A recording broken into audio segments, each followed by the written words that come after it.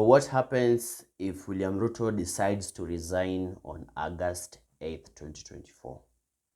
Welcome to Joel Ochieng YouTube channel, and please, if you have not subscribed, please subscribe and leave a like button so that the video can reach more audience. So what happens if William Ruto decides to resign on August 8th, the day that Gen Zs have said enough is enough, and William Ruto must resign liwe liwalo? So the Constitution says, gives and stipulates what happens next if Ruto is no longer the president. In Article 146, 1B, the Constitution says that William Ruto can resign by writing a communication to the resignation letter to the Speaker of the National Assembly, Moses Wetangula, that is resigning from his position. And Article 146, 2A, 2A, yeah, it stipulates that immediately the president resigns, the deputy president takes over as the president till the term ends. So Gachagua will be the president for the 3 remaining years until 2027, and after that is when we are going to have another election. So Article 146 2B says that if Gachagua is not the deputy president, if Gachagua is not in the capacity to become the deputy president, the Speaker of the National Assembly will be the president for a maximum of 60 days. Yeah. So Wetangula will be the president for a maximum of 60 days until we have an election.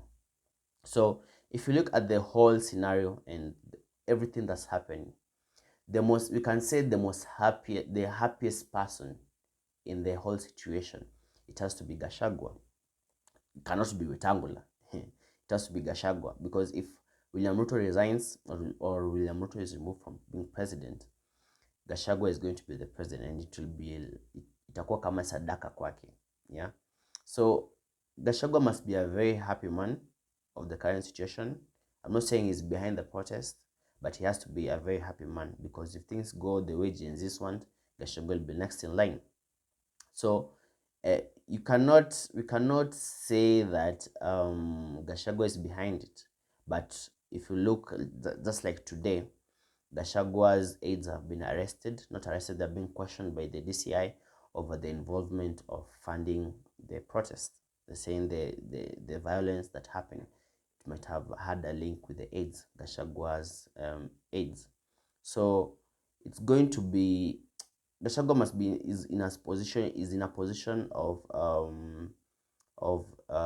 can I put it? Is in a position to be a very happy person if things go the way Gen Zs want.